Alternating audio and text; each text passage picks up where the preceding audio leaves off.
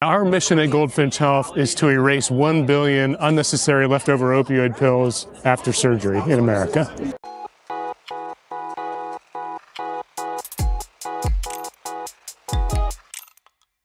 I'm Newland, CEO Co-founder of Goldfinch Health. When we founded Goldfinch Health in 2018, we saw that there was a much better experience possible in surgery and recovery.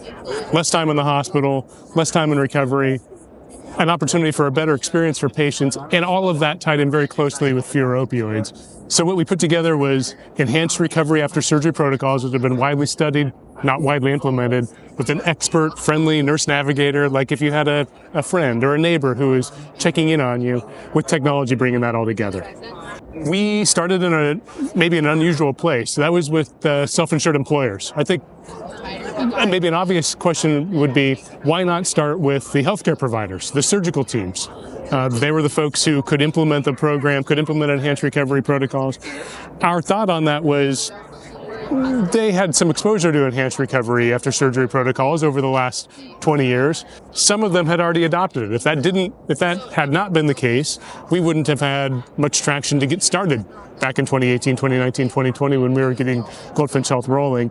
We decided to work on the demand side of the market. A more informed patient and even, maybe more importantly, a more informed purchaser of healthcare, a self-insured employer, could change the market by understanding and demanding a different experience for their members. One of the biggest changes that we've seen in the last, say, 3 years is the entry of opioid litigation settlement dollars into the world. This is great news. This is a public health crisis that's almost unmatched in our country and in other places around the world. That led to lawsuits, that led to settlements. Not all of those lawsuits have been settled yet, but $60 billion have been agreed to in these settlements. That means there are dollars flowing to states, counties, cities to use on opioid abatement programs, prevention, treatment, recovery, and harm reduction, and we fit very firmly in that prevention category. The startup journey is one that I think is probably best experienced with some humility. You're going to be learning along the way, right? Hopefully we're going to be learning from customers, we're going to certainly be learning from patients, we're going to be learning from healthcare professionals. We have. One of the things that we've learned, and that we learned this from the data as well, there's a really important inflection point for patients in the post-surgery period, and that's a refill. If you get a refill of an opioid, that is a very bad indicator for your recovery. More likely to be out of work longer, more likely to have complications like blood clots, infections, failed physical therapy, readmissions that come from all of that. Not to mention, of course, the longer-term impact of risk of addiction. We also realized that if we could reduce the opioid refill, that saves money. Everybody likes that. Everybody wants a higher quality, lower cost experience in healthcare. That opioid refill ends up being a very highly levered point. That if we can reduce that, we can eliminate that need for a refill, that's a patient who's got a good experience in their surgical recovery.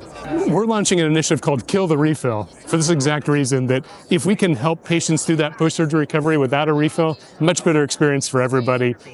That's a program that fits for everybody, doesn't require changes to benefits, doesn't necessarily require changes to laws when we're working in the state environment. It's just better healthcare, better supported, better empowered patients, and they have better outcomes. I think changes at the federal level, especially related to CMS, may bring some financial pressures to the system. The interesting thing about opioid settlement dollars is they are not federal dollars. They are not taxpayer dollars. These are coming from the companies that were part of the lawsuits. And that means that we can use those dollars across the spectrum of opioid abatement, prevention, treatment, recovery, harm reduction, many of which are also going to lead to lower cost healthcare. Certainly that's true in our case. Investing in prevention means better healthcare, using different options for pain management, and at the end of the day, lower cost healthcare. So I think that's an interesting opportunity to use these, essentially, I'm going to use the term free. They weren't free, right? These came as a result of these big lawsuits, but they aren't taxpayer funded. That's an interesting opportunity in the current landscape. CMS announced a new program recently called TEAM, Transforming Episode Accountability Model. So that's Medicare surgeries that are going to be now subject to value-based care arrangements. So bundles around hip and knee replacements and several other very common surgeries in seniors. This means that some hospitals that maybe wouldn't have enrolled themselves, because interestingly they were auto-enrolled, now are going to be on the hook for managing upside and downside costs in the 30-day period after surgery. And it's an interesting opportunity as well. The opioid piece to it fits very nicely here as well. Fewer opioids is good for quality, period. Attitudes about opioids, prescription opioids, are shifting. They're shifting slowly. I'll give you an example. We're here in Tennessee, and we have a large statewide program here in Tennessee funded through opioid settlement dollars. Tennessee was in the center of the opioid crisis and continues to be. They're one of the 5 worst states in opioid dispensing. Year over year, they've reduced opioid prescribing in the state of Tennessee 5%. So it's heading in the right direction. Fewer opioids are going out the door in amber bottles from pharmacies that all of us would recognize. That's a good thing.